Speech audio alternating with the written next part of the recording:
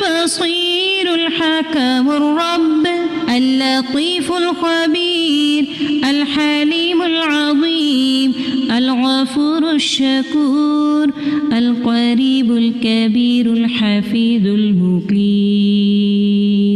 الحسيب المبين الكريم الرقيب المجيب الرفيق الحكيم الودود المجيد الشافي الشهيد الحق الوكيل القوي المتين الولي الحميد الجميل الأعلى النصير المالك المليك الحي القيوم.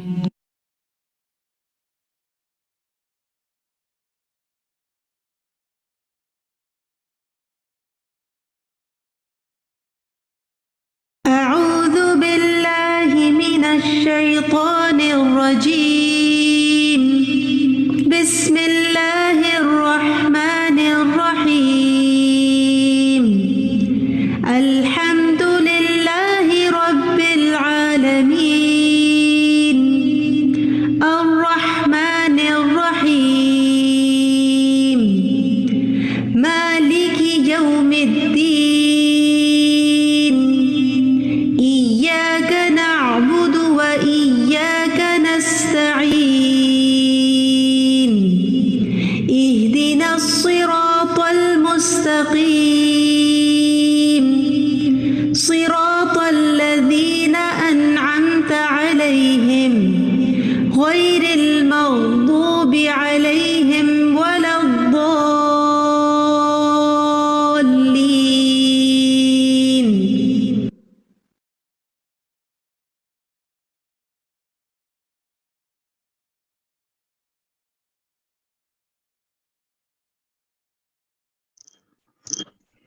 السلام علیکم ورحمۃ اللہ وبرکاتہ. اہلاً و سہلاً مرحبا. امید کرتی ہوں کہ آپ سب بخیریت ہوں گے اور اپنے آئندہ کے پڑھنے پڑھانے کے لیسن کے لیے تیار ہوں گے. انشاءاللہ آج ہم آپ سے کچھ پچھلی کلاسز کا ریویژن کریں گے. الحمدللہ رب العالمین والصلاة والسلام علی سید المرسلین اما بعد فاعوذ باللہ من الشیطان الرجیم بسم اللہ الرحمن الرحیم. آپ کو یاد ہے کہ ہم نے تکبیر تحریمہ کے بارے میں پڑھا، پھر پریویس کلاسز میں ہم نے ہاتھ سینے پہ باندھنے کے طریقے کے بارے میں مختلف احادیث سے سیکھا. تو آج انشاءاللہ ہم آپ کو کچھ سلائیڈز کے ذریعے اس کو دکھائیں گے کہ وہ کس طرح ہاتھ اٹھائے جائیں اور کس طرح ہاتھ سینے پہ باندھے جائیں. تو ہم شروع کرتے ہیں. جی دکھائیے پہلی سلائیڈ. بسم اللہ الرحمن الرحیم. یہ دیکھیں تکبیر تحریمہ. ہاتھ کھڑے کیے گئے ہیں کہاں تک؟ شولڈرز تک، کندھوں تک، اور یہ تھوڑے سے کان کی لو تک بھی اٹھائے جا رہے ہیں. آپ کو نظر آ رہے ہوں گے ہاتھوں کی پوزیشن. آپ اپنے ہاتھوں کی پوزیشن یہاں اٹھا کے دیکھ سکتے ہیں. نیکسٹ.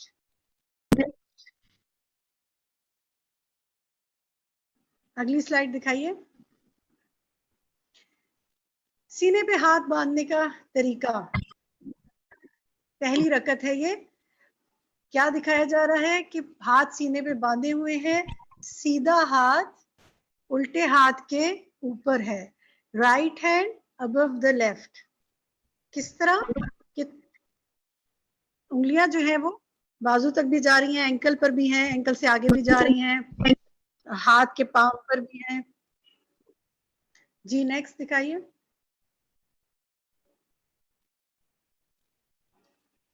اس میں آپ دیکھیں کہ ریسٹ کے جو رائٹ ہینڈ کی ریسٹ ہے یعنی کلائی ہے وہ الٹے ہاتھ کی لیفٹ ہینڈ کی ریسٹ پہ رکھی ہوئی ہے، اور انگلیاں جو ہیں وہ ساری بازو پہ آ گئی ہیں. ٹھیک ہے. پہلے میں آپ نے کیا دیکھا تھا کہ ہاتھ پر تھا ہاتھ اور انگلیاں کچھ اینکل پر آ رہی تھی. اب اینکل پر اینکل آ رہی ہے اور ہاتھ آگے تک چلے گئے ہیں.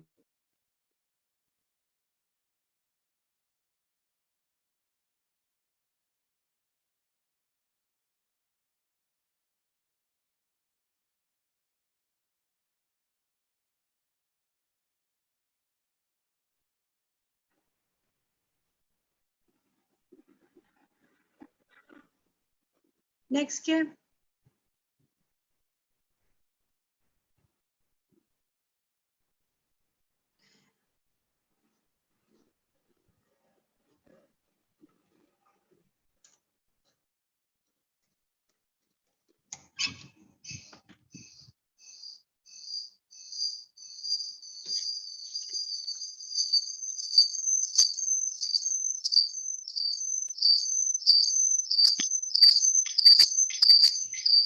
جی السلام علیکم.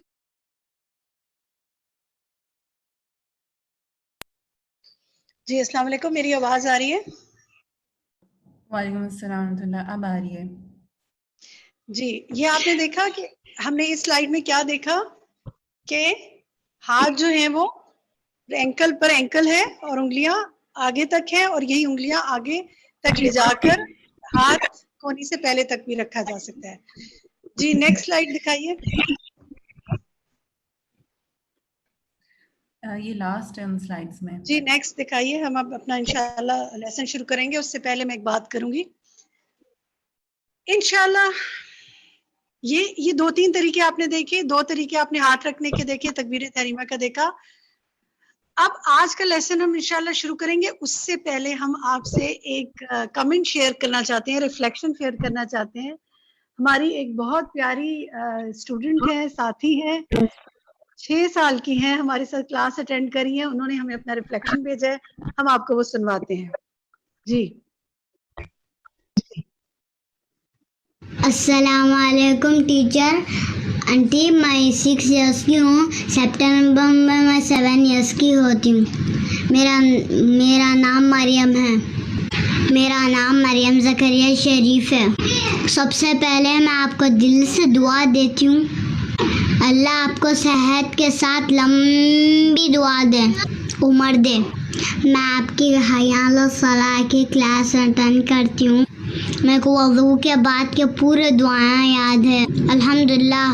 میں 2 پارے حفظ کری ہوئی ہوں الحمدللہ، اور تلاوت میں 7 پارے میں ہوں. آپ کی کلاس سن کر میری نماز بہت اچھی سے پڑھتی ہوں. اب تو وضو بھی بہت اچھا کرتی ہوں. ہر اعضاء کو مل کے دھوتی ہوں. مما بولتے کہ آپ میرے روح کے مما ہیں، اس لیے میں آپ سے بات کرنا چاہ رہی ہوں تھی. جو بھی نیک کام کرتے ہیں ان کو فل گڈ پوائنٹس ملتے ہیں. اب میں 6 ایئرس کی ہوں. میں مرحلہ کا جب بھی نماز پڑھوں گی، وضو کروں گی، وہ سب گڈ پوائنٹس آپ کو بھی ملیں گے. کتنی اچھی بات ہے نا ٹیچر. جزاک اللہ خیر. آپ میری بات سنیں بہت، آپ میرے دعاؤں میں یاد رکھیں، اور میں آپ کے لیے بہت سارے دعائیں کرتی ہوں. آمین. آپ کو میرے سب گڈ پوائنٹس آپ کو بھی ملیں گے. آمین. مع السلامہ. جزاک اللہ خیرا. وعلیکم السلام ورحمۃ اللہ وبرکاتہ. مریم بہت ہی پیاری آپ کی باتیں ہیں. اللہ تعالیٰ سے دعا ہے کہ اللہ سبحانہ و تعالیٰ آپ کو بہترین طریقے سے نماز پڑھنے کی توفیق دے. آپ جو کچھ سیکھ رہی ہیں آپ آگے بھی سکھائیں، اور اپنے والدین کے لیے آپ صدقہ جاریہ بنے، ان کی آنکھوں کی ٹھنڈک بنے. الحمدللہ ہمارے پاس بہت پیارے پیارے ریفلیکشنز آتے ہیں، آپ کے کمنٹس آتے ہیں. کچھ ہم کوشش کرتے ہیں گروپ میں شیئر کر لیں، کچھ کوشش کرتے ہیں آپ سے اپنے الفاظ میں شیئر کر لیں. لیکن یہ اتنا اچھا دل سے بولا گیا کمنٹ تھا، اور ہماری اتنی چھوٹی ساتھی ہے کہ میرا دل چاہا کہ میں آپ کو سنواؤں. تو آپ سب کے لیے بہت سی دعائیں استقامت کی، اور بہترین عبادت کرتے رہیں آپ بھی، اور اللہ تعالیٰ آپ کی عبادتوں کو قبول فرمائے. آج کا ہم سبق شروع کرتے ہیں. ہمارا آج کا سبق ہے سورۃ الفاتحہ اور آمین کے حوالے سے، قرآن کی قرات کے حوالے سے، اور فجر کی نماز میں قرات کے حوالے سے. شروع کرتے ہیں ہم. بسم اللہ.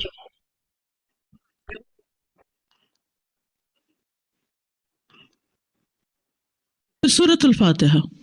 سورۃ الفاتحہ جو ہے یہ نماز کا رکن ہے. عبادہ بن صامت رضی اللہ عنہ سے روایت ہے کہ رسول اللہ صلی اللہ علیہ وسلم نے فرمایا، جس شخص نے سورۃ فاتحہ نہیں پڑھی اس کی نماز ہی نہیں ہوئی. جس شخص نے سورۃ فاتحہ نہیں پڑھی اس کی نماز نہیں ہوئی. اور یہ صحیح بخاری کی روایت ہے. ایک اور روایت مسند احمد کی ہے.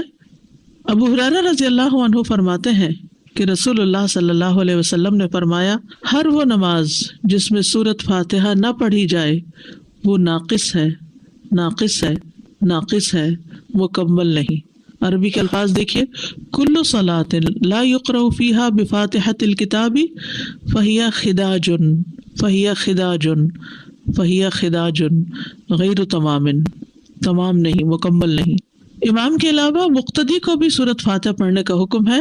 نبی صلی اللہ علیہ وسلم کے اصحاب میں سے ایک صحابی سے مروی ہے، کہتے ہیں کہ نبی صلی اللہ علیہ وسلم نے فرمایا شاید تم لوگ امام کی قرات کے دوران قرات کرتے ہو، شاید تم لوگ امام کی قرات کے دوران قرات کرتے ہو۔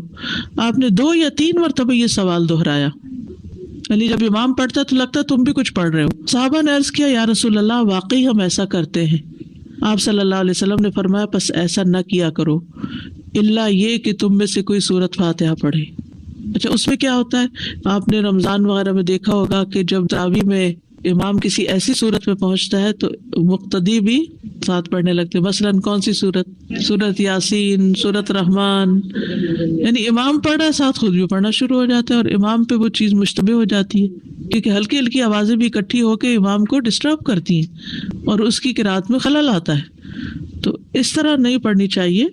ہاں، سورۃ الفاتحہ جو ہے وہ دل میں یعنی آہستہ آواز میں پڑھ لینی چاہیے، اس کو بھی اونچا نہیں پڑھنا، مقتدی امام کو خلل نہیں ڈال سکتا۔ ابو ہریرہ کہتے ہیں کہ رسول اللہ صلی اللہ علیہ وسلم نے فرمایا جو شخص کوئی نماز پڑھے اور اس میں ام القرآن یعنی سورۃ الفاتحہ نہ پڑھے تو ایسی نماز ناقص ہے، ناقص ہے، ناقص ہے، کامل نہیں۔ یہ وہی روایت ہے جو پیچھے آپ نے سنن ابی داؤد کی دیکھی۔ ابو صاحب کہتے ہیں میں نے کہا اے ابو ہریرہ میں بعض اوقات امام کے پیچھے ہوتا ہوں تو پھر میں کیا کروں؟ تو انہوں نے میری کلائی دبائی اور کہا اے فارسی اسے اپنے نفس میں پڑھا کرو، یعنی دل میں پڑھا کرو۔ اچھا، یہ بھی حکم کیوں ہے؟ تاکہ پھر ہمارا فوکس نماز کی طرف ہو۔ یعنی مثلا ہم دیکھتے ہیں نا امام پڑھ رہا ہے تو ہم پھر کوئی اور سیر کرنے لگتے ہیں کہیں، تو جب ہمیں یہ ہو کہ ہمیں بھی ساتھ ساتھ دل میں دہرانا ہے اس کو تو پھر توجہ رہتی ہے نماز کی طرف۔ یعنی وہ فارسی نسل کے تھے نا ابو صاحب، تو ابو صاحب کہنے کی بجائے کہا وہ فارسی، سمجھانے کا ایک طریقہ ہے، اور انہوں نے میری کلائی دبائی۔ تو اس سے یہ پتہ چلتا ہے کہ استاد جو ہے وہ کسی آلٹرنیٹ نام سے بھی پکار سکتا ہے، اور بعض اوقات ایک چپت چھوٹی سی لگا کے یا ایک یہ نہیں کہ ڈانٹ ڈپٹ اور بہت مار پٹائی، لیکن متوجہ کرنے کے لیے تاکہ بات سمجھ میں آ جائے۔ سورۃ فاتحہ قیام میں ہوگی، یعنی دعا استفتاح کے بعد۔ یہ قیام ابھی چل رہا ہے جو ہم شروع کیا تھا نا قیام کا طریقہ۔ ابو ہریرہ رضی اللہ عنہ سے روایت ہے، انہوں نے فرمایا ہر نماز میں قرات کرنی چاہیے۔ پھر جن نمازوں میں رسول اللہ صلی اللہ علیہ وسلم نے ہمیں بآواز بلند سنایا ہم ان میں تمہیں بآواز بلند سناتے ہیں، اور جن میں آپ نے ہم سے قرات کو پوشیدہ رکھا ان میں ہم بھی تم سے پوشیدہ رکھتے ہیں، اور اگر تو ام القرآن سے زیادہ قرات نہ کرے تو بھی کافی ہے، اور اگر زیادہ پڑھ لے تو بہتر ہے۔ اس کا مطلب کیا؟ مثلا ظہر کی نماز امام صاحب پڑھا رہے ہیں، انہوں نے اللہ اکبر کی، اب آپ چاہیں تو چاہے چپ رہے، چاہے آپ استفتاح کی دعا پڑھیں، لیکن سورۃ فاتحہ تو آپ کو لازمی پڑھنی ہے، اور اس کے علاوہ قرات اگر قرآن کی کوئی سورت پڑھنا چاہتے تو پڑھ لیں، اگر نہیں پڑھ رہے تو بھی امام کی قرات جو ہے وہ آپ کو کافی ہو جائے گی، ٹھیک ہے۔ اسی طرح مثلاً امام بلند آواز سے نماز پڑھا رہا ہے، جہری نماز ہے، اور اس میں جتنی دیر سکوت کرتا ہے، جہاں جہاں خاموش ہوتا ہے وہاں آپ اپنا پڑھ لیں، اور جب سورۃ فاتحہ بلند آواز سے پڑھے گا تو دل میں سورۃ فاتحہ پڑھ لیں، اور جب وہ کوئی اور سورت ملائے گا تو خاموشی اختیار کرے۔ یعنی یہ نہیں کہ وہ سبح اسم ربک الاعلی پڑھ رہا ہے اور آپ ساتھ پڑھنا شروع کر دیں، یہ نہیں کریں۔ اس وقت آپ کیا کریں؟ خاموشی سے اس کو سنیں۔ اسی طرح اگر امام نماز پڑھا رہا ہے اور آپ پہنچے ہیں ذرا دیر سے تو سبحانک اللہ وغیرہ نہیں پڑھیں، ڈائریکٹ سورۃ فاتحہ شروع کریں تاکہ آپ کی پوری ہو اور آپ امام کے ساتھ رکوع پہ جا سکیں۔ اگر آپ نے قرات کا کچھ حصہ نہیں پایا تو کوئی بات نہیں، پھر بھی آپ کی وہ رکعت پوری ہو جائے گی۔ سورۃ الفاتحہ کی اہمیت اور فضیلت بہت دفعہ آپ نے پہلے بھی پڑھی ہوگی، صرف یاد دہانی اس لیے کرا دیتے ہیں کہ انسان اگر سورۃ الفاتحہ پر بھی توجہ کر لے نماز میں تو باقی نماز میں خشوع آ جاتا ہے. آپ یہ تجربہ کر کے دیکھیے. اگر آپ نے سورۃ الفاتحہ کو کیچ کر لیا نا کہ اس کو غور سے توجہ سے ترجمے کے ساتھ پڑھ لیا, ترجمے کے ساتھ مرادی کے دل میں اس کا معنی دہرا رہے ہیں, تو آپ دیکھیں گے کہ آپ نماز میں ٹک جاتے ہیں, پھر نماز میں فوکس قائم ہو جاتا ہے. لیکن اگر شروع سے ہی دھیان نہیں جمع تو پھر بعد میں بھی دھیان جمانا مشکل ہوتا ہے. 7 مثانی کہا جاتا ہے سورۃ الفاتحہ کو. قرآن مجید میں آتا ہے وَلَقَدْ آتَيْنَاكَ سَبْعًا مِّنَ الْمَثَانِي وَالْقُرْآنَ الْعَظِيمِ, بلا شبہ یقیناً ہم نے آپ کو بار بار دہرائی جانے والی 7 آیتیں اور بہت عظمت والا قرآن عطا کیا ہے. یعنی سورۃ الفاتحہ جو ہے سب سے زیادہ قرآن کا حصہ ہم نماز میں اسی کو دہراتے ہیں, اور کوئی قرآن کا حصہ اتنا نہیں پڑھا جاتا جتنی ریپیٹیشن سورۃ الفاتحہ کی ہوتی ہے, نماز کے اندر بھی اور نماز کے علاوہ بھی. تو اسی لیے اس کو 7 من المثانی, دہرائی جانے والی 7 آیتیں. رسول اللہ صلی اللہ علیہ وسلم نے فرمایا اللہ عز و جل نے ام القرآن فاتحہ جیسی صورت نہ تورات میں نازل فرمائی اور نہ ہی انجیل میں, اور یہی 7 مثانی ہے. اور اللہ تعالیٰ فرماتے ہیں یہی صورت میرے اور میرے بندے کے درمیان تقسیم شدہ ہے, اور میرے بندے کو وہی ملے گا جو وہ مانگے گا. کیسے تقسیم شدہ ہے؟ بہت ہی خوبصورت حدیث ہے یہ. ابو ہریرہ نبی صلی اللہ علیہ وسلم سے روایت کرتے ہیں کہ آپ نے فرمایا جس نے کوئی نماز پڑھی اور اس میں ام القرآن کی قرات نہ کی تو وہ ناقص ہے. 3 مرتبہ فرمایا, یعنی پوری ہی نہیں. ابو ہریرہ سے کہا گیا ہم امام کے پیچھے ہوتے ہیں. انہوں نے کہا اس کو اپنے دل میں پڑھ لیا کرو, کیونکہ میں نے رسول اللہ صلی اللہ علیہ وسلم سے سنا آپ فرما رہے تھے اللہ تعالیٰ نے فرمایا میں نے نماز اپنے اور اپنے بندے کے درمیان آدھی آدھی تقسیم کی ہے, اور یہاں نماز سے مراد کیا ہے؟ سورۃ الفاتحہ. اور میرے بندے نے جو مانگا وہ اس کے لیے ہے. اور اگر اوور آل اس کو لے تو نماز میں کچھ حصہ اللہ سبحانہ تعالیٰ کی تسبیح ہے, حمد ہے, اور کچھ حصہ دعا ہے. نماز کا مطلب کیا ہے؟ دعا. تو نماز میں یا ہم دعائیں مانگ رہے ہوتے ہیں یا اللہ کی تعریف بیان کر رہے ہوتے ہیں. ٹھیک ہے, تو بندہ جب اللہ کی تعریف کر چکتا ہے اور پھر اپنے لیے دعا کرتا ہے تو دعا قبول ہو جاتی ہے. جب بندہ الحمدللہ رب العالمین کہتا ہے تو اللہ تعالیٰ فرماتا ہے میرے بندے نے میری تعریف کی. جب وہ الرحمن الرحیم کہتا ہے تو اللہ تعالیٰ فرماتا ہے میرے بندے نے میری ثنا بیان کی. جب وہ مالک یوم الدین کہتا ہے تو اللہ تعالیٰ فرماتا ہے میرے بندے نے میری بزرگی بیان کی, یا فرماتا ہے میرے بندے نے اپنے معاملات میرے سپرد کر دیے. پھر جب وہ ایاک نعبد و ایاک نستعین کہتا ہے تو اللہ تعالیٰ فرماتا ہے یہ میرے اور میرے بندے کے درمیان ہے, اور میرے بندے نے جو مانگا وہ اس کا ہے. بندے اور اللہ کے درمیان کیسے بتائے گا آپ میں سے کوئی؟ نعبد کیا ہے تو اللہ کے لیے ہو گیا, اور نستعین ہمارے ہاں. تو یہ پرفیکٹ بیلنس ہے, درمیان میں آ کے ایک آیت میں دونوں کا حصہ, اور اوپر اللہ کی تعریف, اور آخر میں پھر اپنے لیے سب دعائیں. اور جب اہدنا الصراط المستقیم صراط الذین انعمت علیہم غیر المغضوب علیہم ولا الضالین کہتا ہے تو اللہ فرماتا ہے یہ میرے بندے کا ہے اور میرے بندے کے لیے ہے جو اس نے مانگا.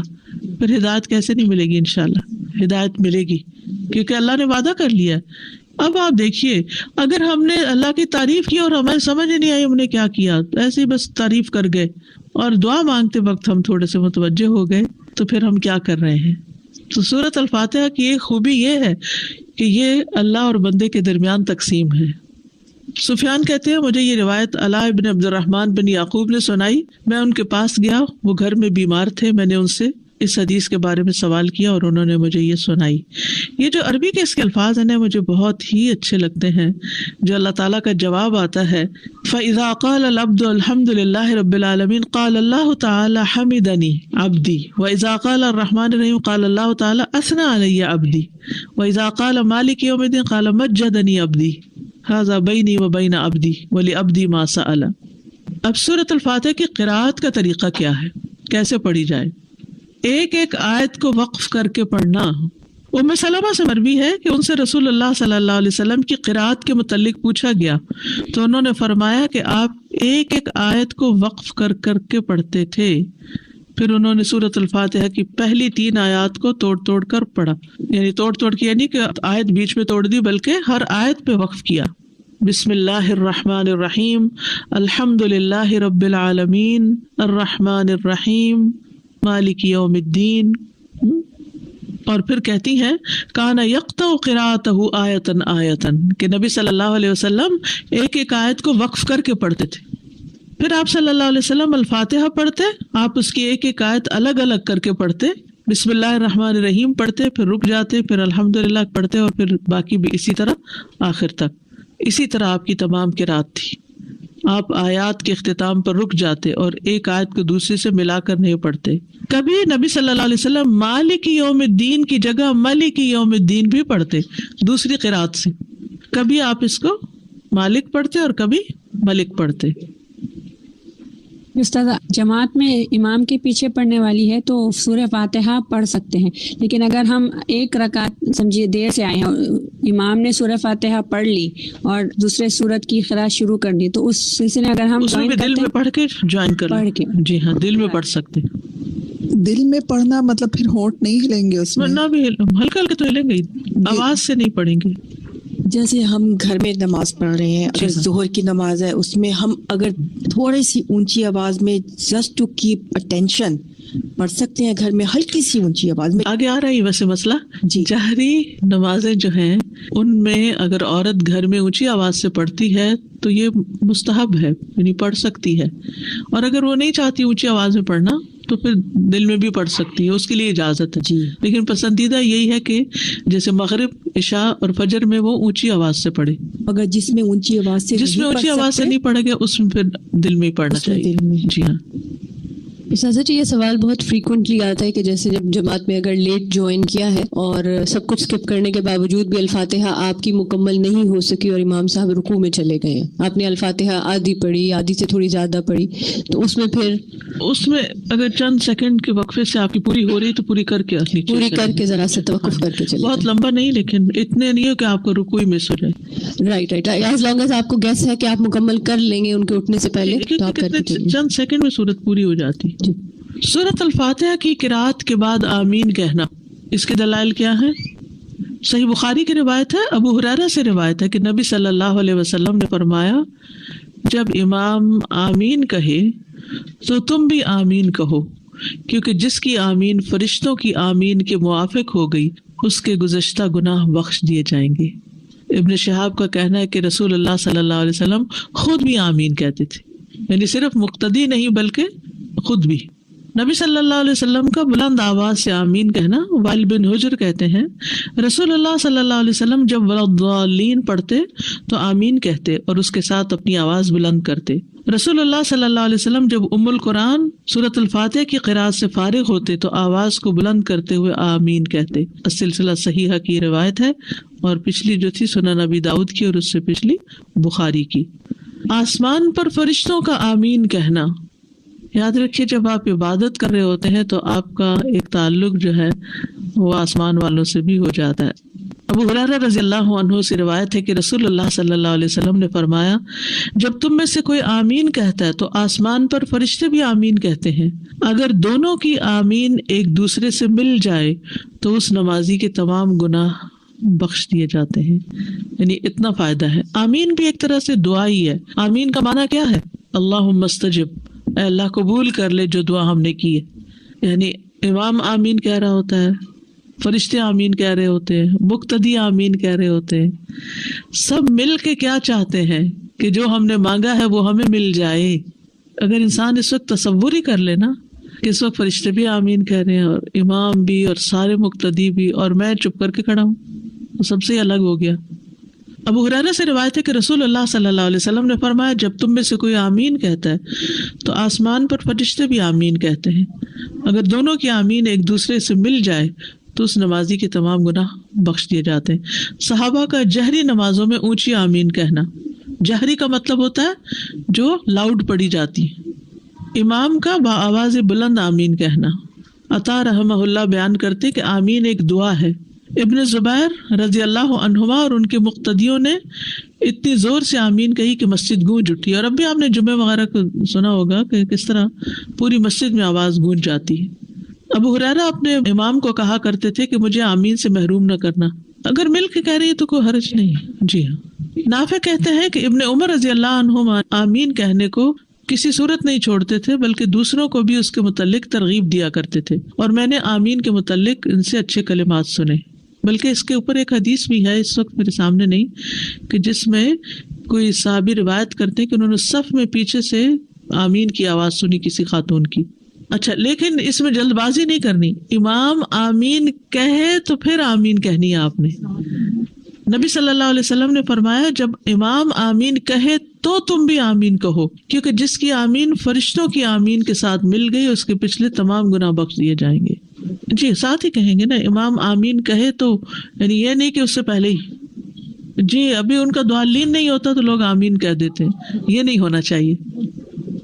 اصل میں کسی بھی چیز کو جب ایگو کا مسئلہ بنا لیا جاتا ہے نا تو مسئلہ کبھی حل نہیں ہوتا۔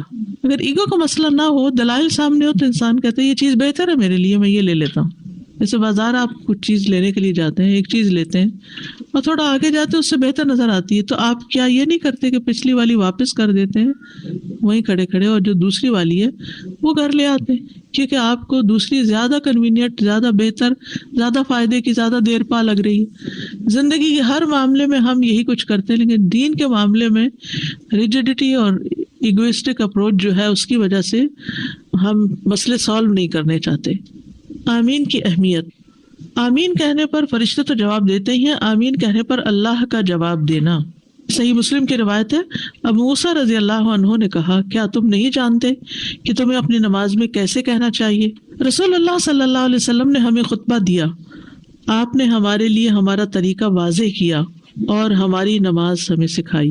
آپ نے فرمایا جب تم نماز پڑھو تو اپنی صفوں کو سیدھا کرو، پھر تم میں سے ایک شخص تمہاری امامت کرائے، جب وہ تکبیر کہے تو تم تکبیر کہو، اور جب وہ غیر المغضوب علیہم ولا الضالین کہے تو تم آمین کہو، اللہ تمہاری دعاؤں کا جواب دے گا۔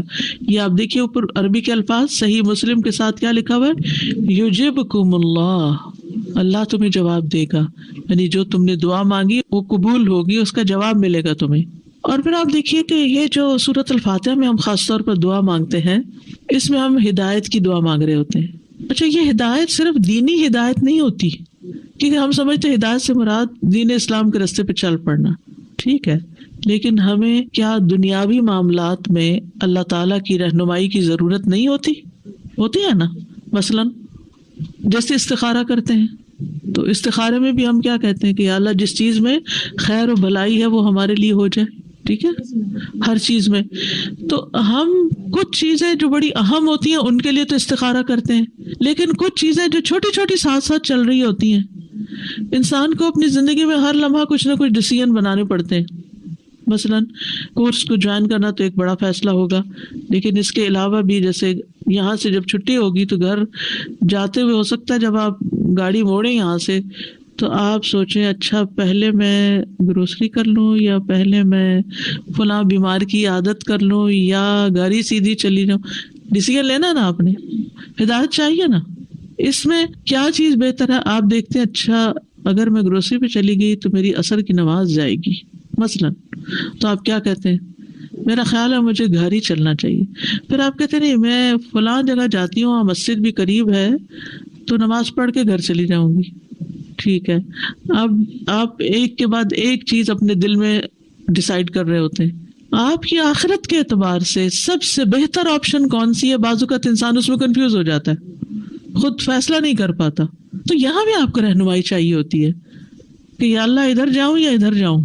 جس بندے کا ایک ہارٹ کنیکشن ہوتا ہے، دل کا ایک تعلق ہوتا ہے اللہ سبحانہ و تعالیٰ کے ساتھ، وہ اللہ سے باتیں کر رہا ہوتا ہے تو وہ چھوٹی چھوٹی چیزوں میں اس سے مشورے کر رہا ہوتا ہے، اپنی زبان میں باتیں کر رہا ہوتا ہے اپنے رب سے، یا اللہ میں اب یہ کروں یا یہ کروں، کیونکہ عموماً ہماری کنفیوژن انہی چیزوں میں تو رہتی ہے۔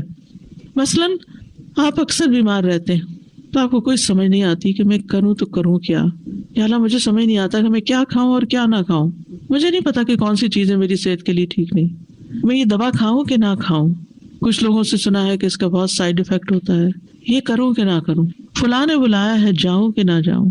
یہ چھوٹی چھوٹی باتیں جن میں اکثر ہم ڈیسیژن نہیں لے پاتے، جس کی وجہ سے بہت سا ٹائم بھی ویسٹ کرتے ہیں، انرجی ویسٹ کرتے ہیں۔ اور بعض اوقات غلط فیصلوں کی بنا پر جو غلط کانسیکوینسز اس کے آتے ہیں وہ بھگتنے میں اور بڑے مسئلوں کا شکار ہوتے ہیں۔ ان سب چیزوں میں ہمیں ایک نماز سے دوسری نماز کے بیچ میں جتنے بھی ہمارے کام ہیں ہم سب میں ہمیں ہدایت چاہیے کہ ہم بہتر فیصلے کریں، کیونکہ ہر فیصلے کا ہر کام کا ایک نتیجہ نکلنے والا ہے۔ کچھ تو دو صحیح کے درمیان چوائس ہوتی ہے نا، اور کچھ صحیح اور غلط کے بیچ میں چوائس ہوتی ہے، جس غلط کا آپ کو پتہ ہی نہیں ہوتا یہ غلط بھی ہے۔ کچھ بہتر اور زیادہ بہتر میں چوائس ہوتی ہے۔ تو ایسے میں انسان جب اپنا معاملہ اللہ کے سپرد کرتا ہے کہ اللہ آپ میری رہنمائی فرمائیں، آپ مجھے ہدایت دیں، ہدایت ہے کیا، مجھے راہ دکھائیں، میرا سینہ کھول دیں، مجھے سمجھا دیں بات کو، تو آپ دیکھیں گے کہ نماز میں بھی اطمینان ہوگا، ایک نماز سے دوسری نماز کے بیچ میں جو کام کیے اس میں بھی بڑا اطمینان ہوگا۔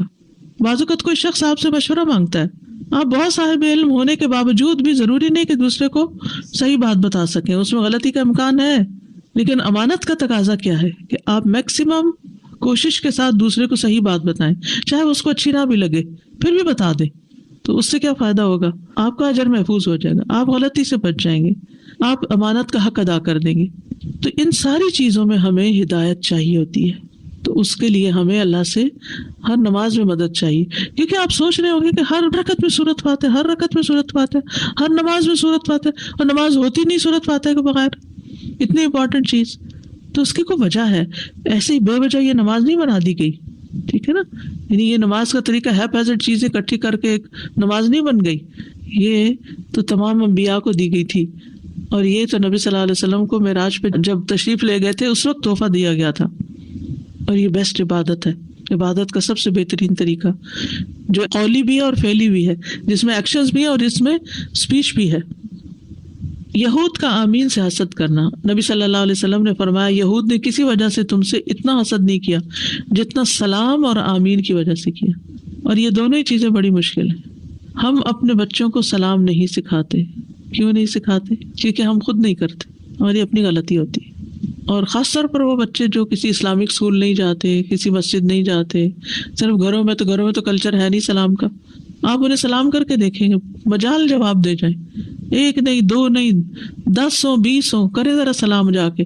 ابھی یہاں سے فارغ ہوں گے نا تو بہت سے بچے آپ کو رستے میں مل جائیں، ذرا کریں سلام ان کو، اگر کوئی بچہ جواب دے جائے تو وہ آپ کو پہچانتے ہی نہیں، وہ کیوں سلام کریں؟ حالانکہ سلام جنت میں لے جانے والے کاموں میں سے ہے۔ تم مومن نہیں ہو سکتے جب تک محبت نہ کرو، اور محبت ہو نہیں سکتی جب تک کہ آپس میں سلام نہ کرو۔ چلے ٹھیک ہے، باہر نہیں آپ جانتے کسی کو، نہ حال حلیے سے پتہ چلتا ہے کون کیا ہے، کوئی مسلمان ہے، سکھ ہے، عیسائی ہے، کون ہے، کیونکہ سب ایک ہی رنگ میں رنگے ہوئے ہیں۔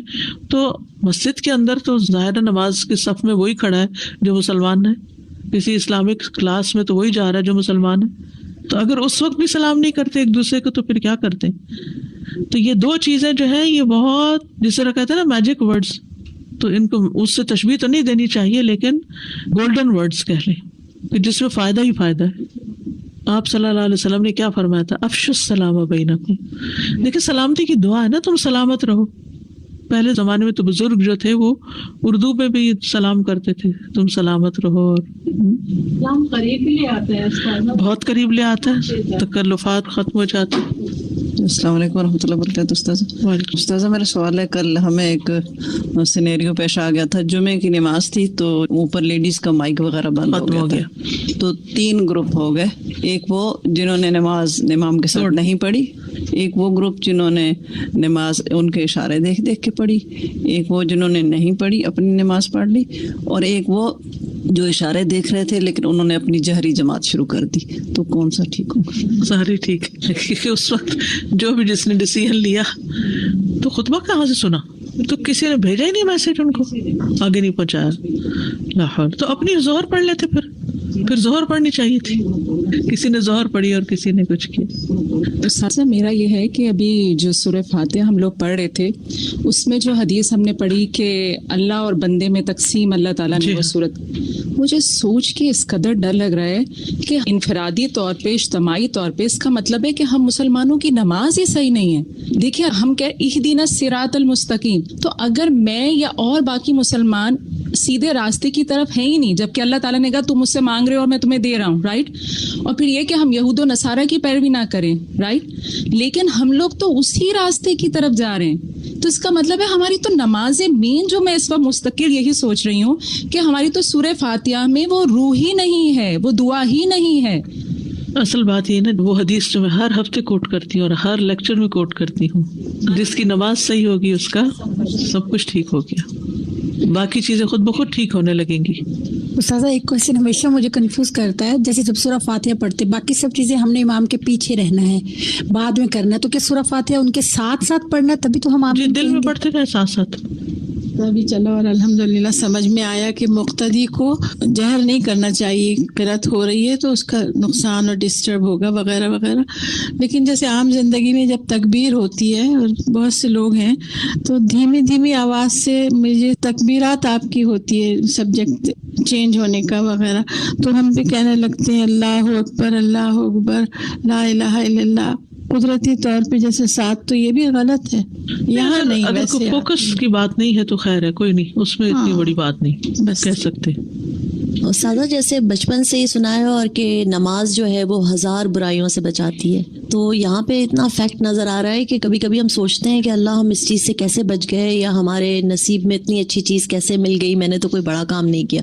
مگر جب ہم نماز کے عادی ہوتے ہیں اور آئی تھنک لاشعوری طور پہ بھی جب ہم الحمدللہ اتنی کثرت سے بچپن سے پڑھ رہے ہوتے ہیں، تو اللہ تعالیٰ ہمیں ایسی ایسی جگہوں سے نوازتا بھی ہے اور ایسی ایسی جگہوں سے بچاتا ہے کہ کبھی کبھی ایسا لگتا ہے کہ کوئی بیک اپ ہے آل دا ٹائم آپ کے ساتھ، کانسٹنٹ آپ کو واچ کر رہا ہے اور آپ کو مطلب صحیح راستے پہ لے جا رہا ہے. تو اس کی برکتیں بہت فیل ہوتی ہیں نماز میں، اور پھر اب جب اس طریقے سے سوچ کے اور پڑھیں گے تو انشاءاللہ تعالیٰ مزید گائیڈنس کی فیلنگ آئے گی. لوگ چاہتے ہیں کہ کوئی ان کو ٹپ بتا دی جائے کہ بس ایک گولی وہ کھائیں اور خشوع شروع ہو جائے. آپ نے دیکھا ہوگا اب تک جتنی بھی چیزیں ہیں اگر ان کو صحیح طور پر کر لیا جائے، وضو سے لے کر اور قبلے کا رخ صحیح ہو، اور اگر مسح کیا تو صحیح طور پر کیا ہو، اگر کھڑے ہیں تو سطر صحیح ہو اور سمجھ کے پڑھیں، تو بھلا کیسے خشوع نہیں آئے گا.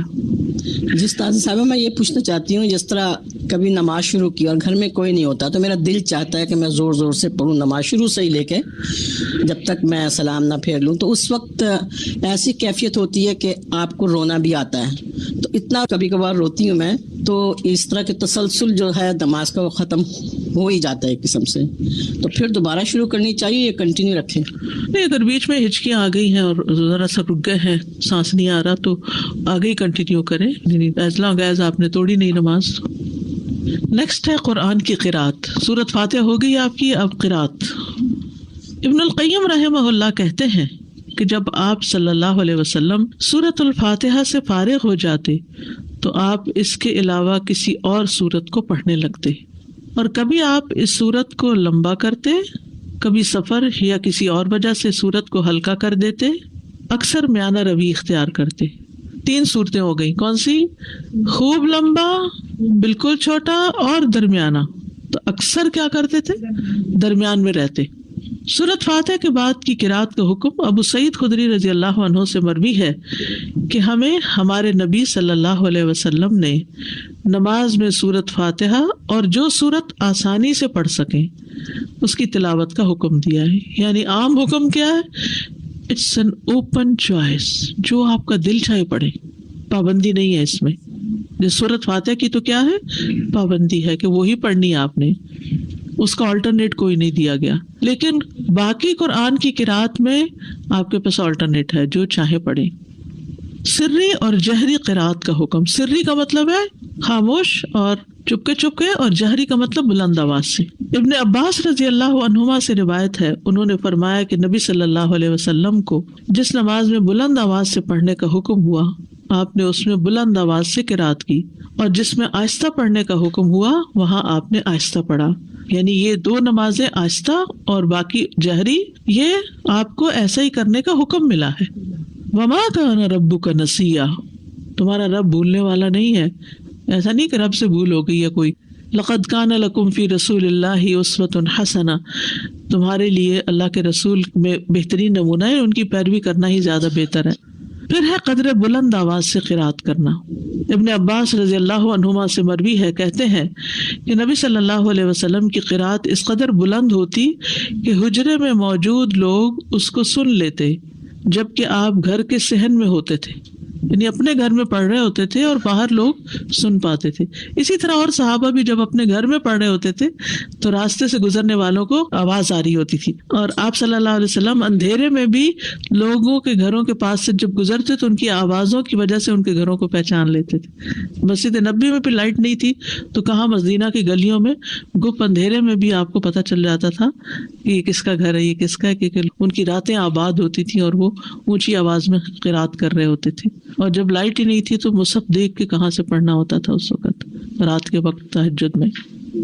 ان کے حافظے اچھے تھے, قرآن جتنا نازل ہوتا اس کو یاد کر لیا کرتے تھے. سینکڑوں کی تعداد میں حافظ لوگ موجود تھے, اور ایسے بھی تھے جن کو کچھ نہیں پڑھنا ہوتا تھا. یہ تو ہر دور میں رہا ہے. یہ